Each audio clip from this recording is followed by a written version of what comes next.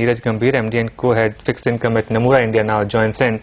Neeraj, hi, morning. Today, of course, there's a bit of a respite that you have seen on the currency, though it has come off its opening highs. What's your sense? Is there some more bad news to come for currency? Is it still headed towards the 70 mark, or do you think we've seen the worst of it?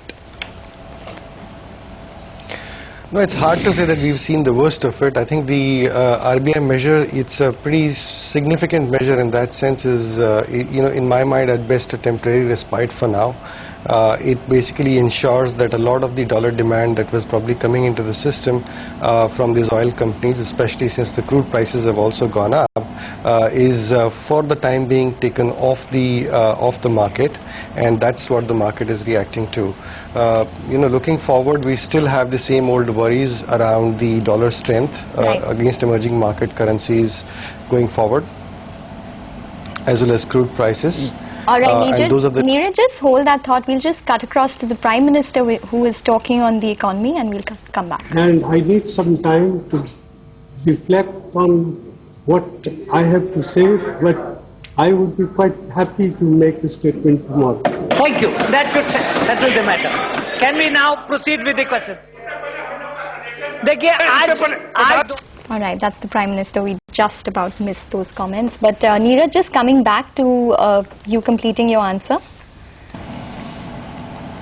Yeah, so I was saying that it's the dollar strength against the emerging market currencies as well as the crude prices as a result of these geopolitical tensions. These are the two key factors that the markets are certainly going to watch out for. And I don't feel that the pressure on the rupee is going to go away in a hurry. I think some of our fundamental macroeconomic problems have not been resolved as yet. So at best, this measure is a temporary respite in this market. Okay, Neeraj, there is some contrary opinion which is coming out from the economist community now, that maybe we should allow the rupee to depreciate completely in FY14 and find its demand-supply scenario or demand-supply level. And FY15 will then be better because we will possibly get more competitive on the export front. Would you concur with such a view? At the end of the day, as far as the macroeconomic outlook is concerned, I think we all feel a lot better if the currency adjusts rather than, we have to take some of the other measures like, increasing the interest rates or introducing some kind of capital controls. Because at the end of the day, rupee is the price of foreign exchange, and you need to have the price adjust rather than you need to, adjust the demand and supply. And hopefully with the adjustment of price, the demand and supply will automatically get impacted. The problem is that too sharp a depreciation in a rupee creates its own vicious cycle, and that's something which kind of worries the market. It's the pace, it's not the direction. I don't think that you can reverse the direction of the currency in such a short period of time. Neeraj, now, as far as the impact on the growth in... Sorry, please go ahead. Please go ahead. No, I was saying, as far as the impact on growth is concerned over the future years, I think it's assumed that as the currency depreciates, the country gets a lot more competitive, and hopefully it helps us to grow our exports. So there is a serious question mark around what is the impact of currency depreciation on the export competitiveness, and really are the exports so much sensitive to the currency as they are to the global growth. I think there is a feeling that the exports are a lot more impacted by the global growth phenomena rather than just the currency per se. But it does bring in a lot of competitiveness in the economy. Indeed. Neeraj, the Fed has made it clear that the emerging economies now have to prepare themselves for tapering, and the US will do what it has to do for its own good.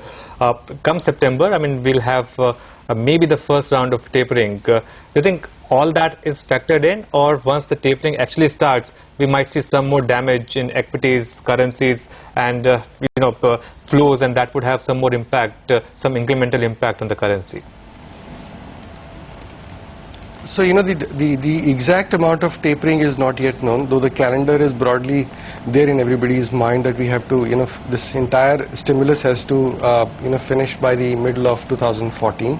There could be some debate about what's the exact amount, whether it is $15 billion or whether it is $10 billion.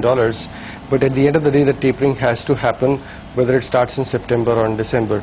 So I think the markets have actually moved quite a lot ahead of that, and it's been a serious adjustment that the markets have gone through. So I'm hoping that once the actual event happens, probably we'll see some kind of a respite rally. Having said that, the entire tapering and withdrawal of stimulus in the United States is not just a 1 day or 1 week or a 1 month affair. It is a much more longer affair.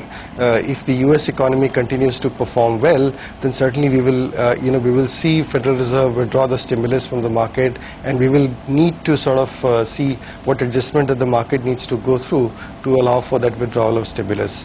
What we've seen is the first phase of that entire event, but I think this event is going to have many episodes to it, and I can't say that we've completely done with the full adjustment that market requires me to go through. Neeraj, at any point do you expect, if in case the trade deficit does improve for India going forward in the coming months, which it is expected to, do you expect a pullback come into the rupee at all? And if in case, what levels would you be working for the rupee on the upside now? I think my initial view was that probably, once we cross 60 level, it'll be hard for us to cross 65, but unfortunately the market has moved a lot faster and a lot sharper, giving everybody very limited time to adjust to this new reality of 65 plus level. I think if we see some improvements in the data, especially on the current account, or if there is a pullback in dollars rally against the emerging market currencies, I think clearly the market will first test the 65 kind of a level, and if that level is also broken, then I think it will go towards 62 or 63. But it's been a pretty fast move. I don't think the move has been associated with a lot of trading volume. It's been a move on very thin liquidity in the market, so I think it can reverse a lot if the market conditions were to so evolve. Neeraj, what about the bond yield, and how do you expect that to move as we head into that September policy? I think the bond yields are now, are kind of anchored to my mind, given the fact that Reserve Bank has been intervening in the market through its open market operations. I think the messaging that is coming out from Reserve Bank is very clear that they want a fairly inverted yield curve. They would want the long end of the curve to be anchored at around current levels. Having said that, given the pace of the currency's depreciation is also kind of unnerving everybody in the bond market, so we are seeing a 25 to 50 basis point volatility continue to happen in the bond market. I do feel that we are currently in a zone where we are maybe in 875 to 9/4 kind of a zone currently for the 10-year bond, and that's where we should continue to trade. If for whatever reason Reserve Bank decides not to continue with its open market operations, that's the time when market could undergo some kind of stress. All right, Neeraj, thanks very much for joining in today. So